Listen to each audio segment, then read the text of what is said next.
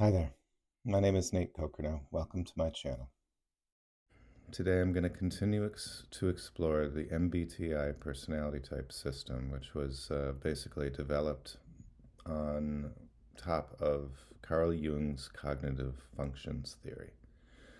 So the reason that I'm bringing this up, to pull it back into A Course in Miracles, which talks about how we each have a unique expression of love, and with that unique expression of love, we are to give to the world with our special traits and abilities and strengths. Well, this system has been the most helpful one for me to get in touch with basically what my unique expressions of love are. So Carl Jung said about the theory of cognitive functions, he said, everybody is an exception to this, which means that these functions show up differently in different people, and they show up differently when they're in different places in the stack. It's a general framework, but you can use it to hone in on what it is, like what your strengths are, and then you can kind of translate those strengths into what your contribution is to the healing of the world, what it's meant to be, how you're showing up is improving the world, basically. So I use it for two reasons. The first is to understand myself better. It's actually said in the MBTI community that type patriotism is a really good thing to aspire to. You want to like your type. You want to understand your functions and appreciate how valuable they are, because that's what you have to give. You don't have other people's functions. You have your own set of functions, and you have a very particular expression of those set of functions, and that's what you have to give. We are going to find out one of these days that the true salvation, the true joy, the sustainable joy comes from giving, not from getting. And when we all figure that out, this world's going to be a very different place. And again, this system is designed to help you understand just what you have to give. The other thing that it has helped me with is it has really expanded my open-mindedness to understand that people around me are showing up the way they're showing up, which is different than how I'm showing up, simply because they are wired that way. I am wired the way I am wired. They're wired the way that they're wired. So it allows me a lot more grace and patience with peculiar behaviors that I notice in other people. I can start to understand them better. Oh, that person is a sensor, while I'm an intuitive. Oh, that makes sense that they're acting that way. That kind of stuff. And lastly, in the Bible, it said, I think the first words in Genesis were first there came the Word. I think the Bible is really talking about the evolution of consciousness and the creation of consciousness. And the Word itself is what makes things conscious. You could have an experience of eating an apple, for instance, before you knew what an apple was, just because you happen to see one as a 2-year-old or something and pick one up and eat it. It's not a conscious experience until it's named. It is an energetic experience. It is a felt experience. It is an emotional experience. But until we've named it, and there's thought that comes up from naming things, from putting words to things, it's not really a conscious experience. And so I think that by naming these frameworks and naming these kind of systems of understanding ourselves, that is how we come into understanding ourselves better. So that's why I find these systems useful. So today I'm just going to do one thing, which is give you a quick tour of the car model that was introduced to me by Joel and Antonia Dodge, who are the personality hackers that have been doing a podcast just about every week for at least 11 years now, I think. So As I started to explore the MBTI world, their car model was the one that made the most sense to me. And so I'm going to share that with you today. In following episodes, I'm going to go through all of the different 8 functions and explain them to you. But today I want to talk about basically how functions show up in different seats of the car. If you watched the last episode, that would be kind of helpful for you to understand this episode a little better. I actually showed some images of the car model. You can just picture 4 seats like a sedan. So I'm going to start with the driver. Some characteristics of the function that sits in your driver's seat is that it is like your water if you were a fish. When I was first told about my first function, which is FI, introverted feeling, my reaction was, isn't that just the way the world is? And that's because it is so central, so core to my experience of the world that I can't really picture a world without it. Which means it is the cause for many of your blind spots. That function can lead you to be very confounded and confused about the ways that other people are showing up because they don't seem to be in alignment with your first function. And the reason for that is because they're showing up in a way that is in alignment with their first function, not necessarily the same as yours.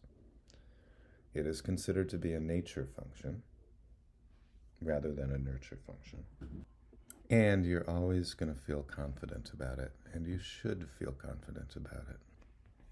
Other things that have been said about your first function is that we typically teach ourselves with our first function. Not for teaching others, it's for our own self-development. Now we move on to the co-pilot. The co-pilot would be another adult, mature function sitting in the second seat, the passenger seat, kind of co-navigating with the driver. So one thing technically that you should understand is that the co-pilot has the opposite attitude as your driver does. So if your driver is an extroverted function, your co-pilot is an introverted function. And it also happens to be, if your driver is a perceiving function, then your co-pilot is a judging function, or if your driver is a judging function, then your co-pilot is a perceiving function.